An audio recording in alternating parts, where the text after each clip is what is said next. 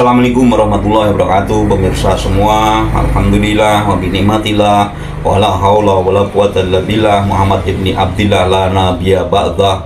Allahumma shalli wa sallim wa barik ala sayyidina wa nabiyyina rasulina Muhammad sallallahu alaihi wasallam. Bijaika ya Allah, bijaika ya Rasulullah, bijaika ya awliya illah. Allahumma anjili rahmah wal maghfirah wa quwwata fil iman wal islam. Para pemirsa channel Laskar Mataram Raya yang kami sayangi, pada kesempatan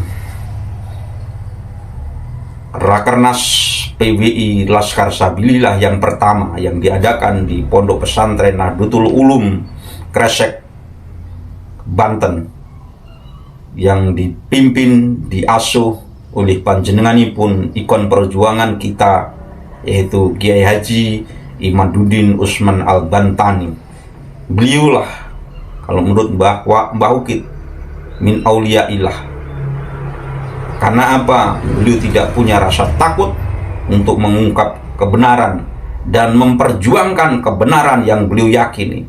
Maka kami, Aliansi Laskar Bani Wali Songo, termasuk anggotanya adalah kami, Laskar Mataram Nusantara, berdiri tegak di belakangnya untuk mengawal perjuangan yang beliau gaungkan dengan tesisnya yang sering dikenal tesis Kiai Haji Imaduddin Usman Al-Bantani. Para pemirsa semua, pada kesempatan itu Mbah Ukit hadir dan menyiarkan setiap item-item yang ada di dalam suasana Rakernas yang pertama yang berada di Kresek, Banten. Mulai dari sesi pembukaan sampai sesi penutupan, Mbah Ukit hadir. Ya, walaupun mungkin malamnya Mbah Ukit tidak tidur di pondok beliau karena kami ada teman yang kebetulan dekat dengan Banten, dan kami dimohon untuk mampir. Maka kami hargai persahabatan kami. Kami pun tidur di rumah sahabat kami yang berada di Serang, Banten.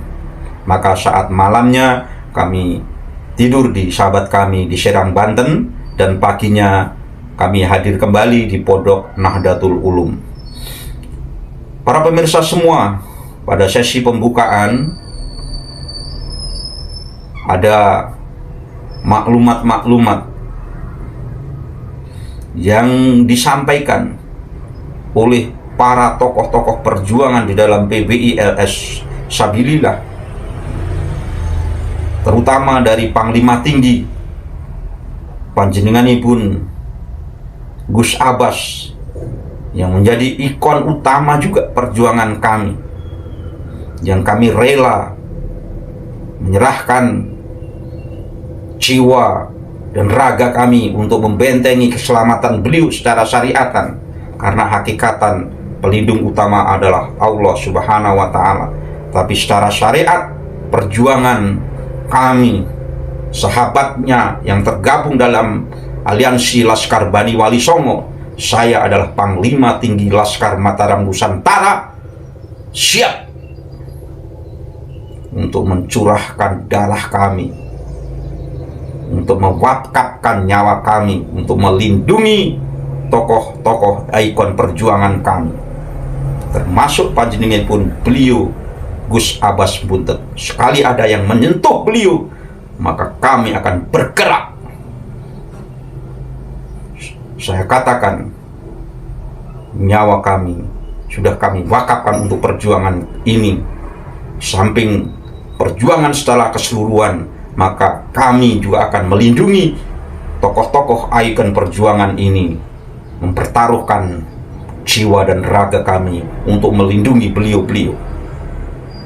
Walaupun mungkin ada oknum-oknum yang mengatakan mungkin Mbah Ukit cari muka, atau bahkan mungkin Mbah Ukit begini begitu, itu hanya oknum.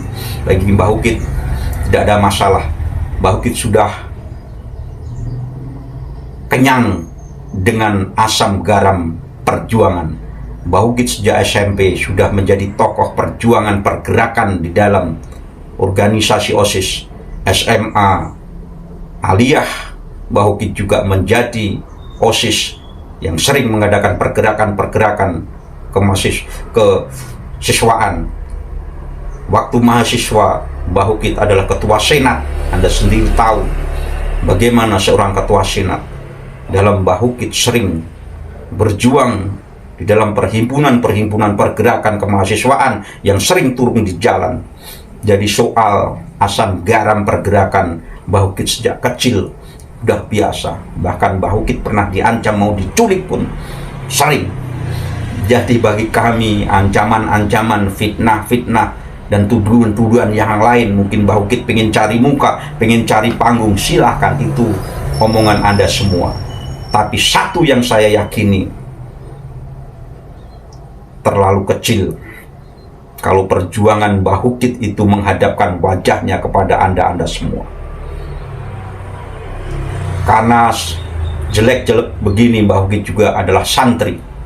Jadi tahu siapa yang sesungguhnya memandang perjuangan kita. Sangatlah rugi perjuangan ini kalau Anda menghadapkan wajah Anda kepada makhluk, maka Anda akan kecewa. Maka niatkanlah setiap langkah gerak amal kita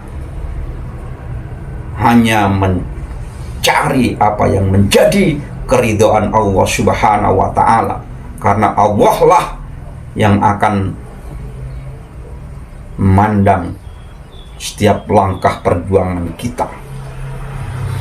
Jadi bagi Mbah Ukit, intrik-intrik yang ada di dalam pergerakan itu sudah hal biasa. Ya, secara manusia mungkin ada sedikit kecewa, tapi secara hakikat setelah kita tahu bahwa kita menghadapkan wajah kita dalam setiap langkah dan amal kita kepada Allah Subhanahu wa Ta'ala, maka Allah, zat yang tidak pernah mengecewakan kita, yang selalu akan mencatat pergerakan amal kita, bahkan niat yang ada di dalam hati kita, Allah lah yang maha tahu. Kalau sudah begitu, maka wajah-wajah makhluk yang menilai kita, bukan kita abaikan, tapi tidak akan bisa menyakiti hati kita, tidak akan bisa melemahkan perjuangan kita, karena perjuangan kita didorong oleh keridhaan Allah Subhanahu wa Ta'ala. Mencari ridho Allah, bukan mencari ridho muka-muka makhluk, muka-muka manusia yang kadang-kadang di dalam hatinya penuh hasad, iri, dan dengki. Itulah suasana perjuangan, jadi hal biasa. Jadi bagi orang-orang yang mencoba untuk membangun pemikiran-pemikiran yang buruk tentang Mbah Ukit, Anda akan menaruh kecewa. Karena Mbah Ukit udah kenyang dengan asam garam perjuangan dan intrik perjuangan, dengan fitnah-fitnahan dan tuduhan-tuduhan macam-macam. Mbah Ukit sendiri jadi Panglima Laskar Matan Nusantara bukan kehendak Mbah Ukit. Orang yang dekat dengan perjuangan Mbah Ukit sebenarnya mestinya tahu bagaimana proses Mbah Ukit menjadi Panglima Laskar Mataram Nusantara. Bukan keinginan saya. Teman-teman seperjuangan saya sejak saya di NU meski tahu bagaimana karakter Mbah Ukit. Tanya teman-teman perjuangan, apakah pernah Mbah Ukit walaupun berjuang mati-matian, mengorbankan segalanya, waktu, tenaga, harta, untuk berjuang di dalam pergerakan Nahdlatul Ulama. Buka di catatan Nahdlatul Ulama, pernahkah Mbah Ukit jadi pengurus? Tapi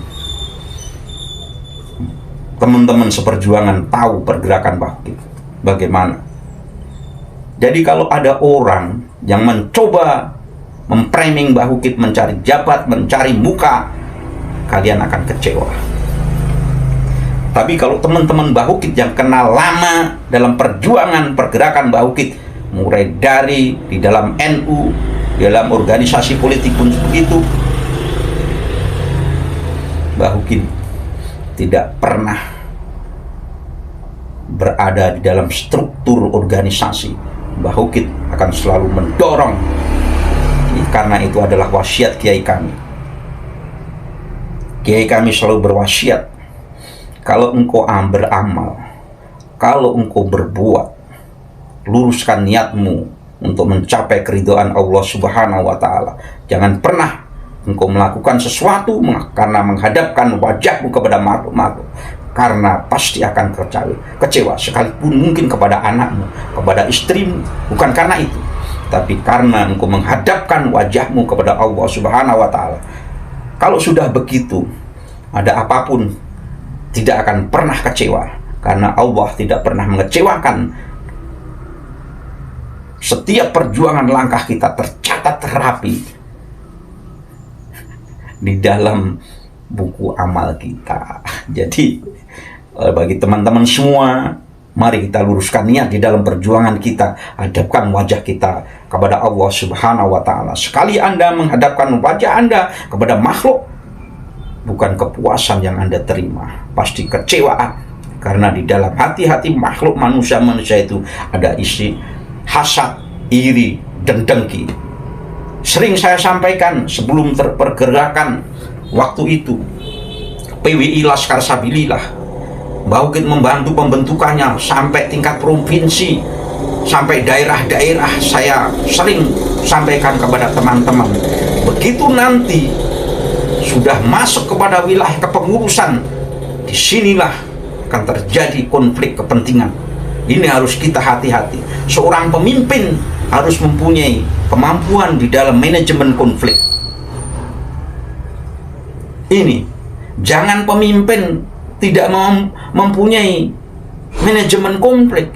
Setiap informasi masuk kepada kita, setelah kita terima, oh ini orang itu begini, begitu, orang ini begini, begitu, kita terima dengan mentah-mentah, tanpa kita olah, kita ramu di dalam sebuah manajemen konflik, sehingga dua-duanya organisasi itu tidak menjadi bergolak karena adanya konflik-konflik. Tapi konflik-konflik itu akan mendewasakan kita di dalam berorganisasi itu. Jadi demikian juga saat Bauhukit memimpin sebagai Panglima Tinggi Laskar Mataram Nusantara, kan kami sampaikan bahwa begitu menyentuh level penyusunan kepengurusan, di sini akan banyak intrik yang terjadi. Maka kuncinya adalah kita meski mempunyai kemampuan manajemen konflik, menjadi konflik itu tidak menjadi sesuatu yang melemahkan dalam organisasi, tapi konflik itu mendewasakan organisasi dan mendewasakan diri kita sebagai seorang pemimpin. Bagaimana mengatasi konflik yang terjadi di dalam organisasi kita, itulah.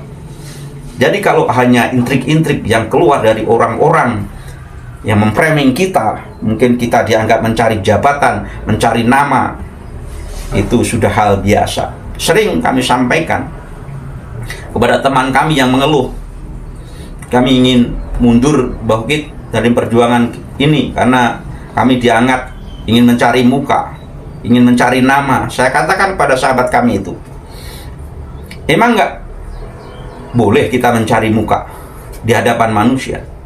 Emang nggak boleh kita mencari nama di hadapan manusia? Agar nama kita, branding nama kita harum, branding nama kita mempunyai pengaruh di dalam, bisa mempengaruhi sebuah komunitas massa.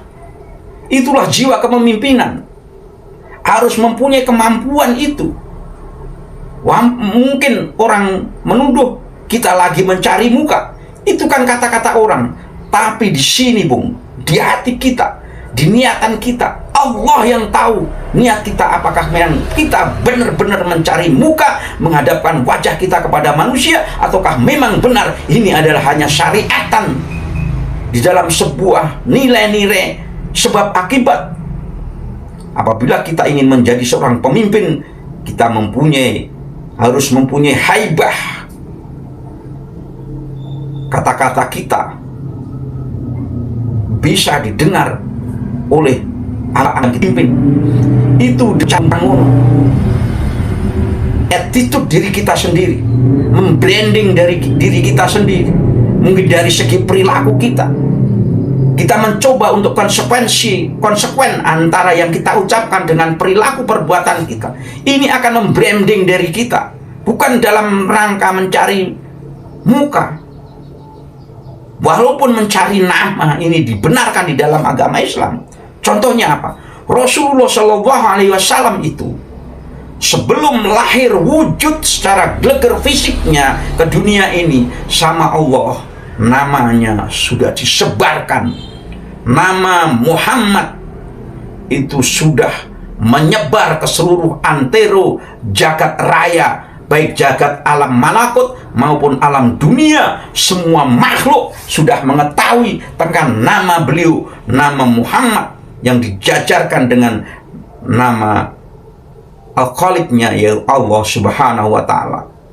Jadi kalau ada orang mengatakan, wah itu mencari nama, mencari muka biar termasyhur, emang salah. Kita mencari nama kita agar masyhur bukan karena untuk kepentingan diri, tapi agar orang kenal kepada kita, agar kita mempunyai marwah di dalam perjuangan kita, agar kita mempunyai inner beauty sebagai seorang leadership, seorang pemimpin. Sebagaimana Rasulullah namanya sudah digaungkan dulu oleh Allah, namanya sudah dikenalkan dulu sebelum geleger wujudnya Rasulullah itu ada. Jadi menjadi orang tenar itu bukan sesuatu yang salah, tapi ketenaran itu adalah sebagian, di dalamnya ada misi-misi yang besar. Apa? Misi-misi menyampaikan, mengemban kerisalahan Rasulullah sebagai utusan Allah Subhanahu wa Ta'ala. Sebagaimana kita misalnya seorang pemimpin, kalau mempunyai nama yang besar, mempunyai haibah yang hebat, akan disegani lawan, disayangi teman. Itulah pemimpin. Jadi kalau seorang pemimpin dikatakan, itu paling cari muka, masih terpengaruh, maka justru hal itu harusnya menjadi introspeksi diri kita. Jangan sampai seorang pemimpin kendor hanya karena isu-isu yang ditudingkan kepadanya. Karena seorang pemimpin melangkah dengan hatinya, dengan niat tulusnya, karena kita menghadapkan wajah kita, menyajikan amal-amaliyah kita bukan kepada mereka. Kepada mereka itu hanya, kepada makhluk itu hanyalah syariatan, tapi hakikatan kita hadapkan amal-amaliyah kita untuk mencari keridhaan dari Allah Subhanahu wa Ta'ala. Itulah jiwa kepemimpinan, dan itu berada di dalam ikon-ikon perjuangan kita. Beliau-beliau tidak mempunyai rasa takut. Karena apa? Beliau-beliau menghadapkan wajahnya tegak lurus untuk keridhaan Allah Subhanahu wa Ta'ala. Kiai Himaduddin Utsman Al-Bantani tegak lurus. Beliau tidak mempunyai rasa takut untuk menyampaikan kebenaran, karena beliau tahu hanya keridhaan Allah yang beliau cari. Demikian juga Panglima Tinggi PWI Laskar Sabilillah Gus Abbas Buntet, beliau tidak mempunyai rasa takut sedikit pun, karena beliau tegak lurus untuk memperoleh keridhaan Allah Subhanahu wa Ta'ala. Demikian juga tokoh-tokoh perjuangan lain semacam Kiai Syarif Rahmat, semacam Gus Fuad Pleret, semacam Gus Fakih Firhadiningrat, dan beberapa tokoh yang lain tidak punya rasa takut, karena beliau menghadapkan wajahnya kepada Rabbul Ijah, Allah Subhanahu wa Ta'ala. Intrik-intrik yang terjadi di antara manusia tidak mereka hiraukan, karena beliau tidak menghadapkan wajahnya kepada manusia-manusia atau kepada makhluk. Beliau menghadapkan wajahnya tegak lurus kepada Allah Subhanahu wa Ta'ala. Itu jiwa seorang pemimpin.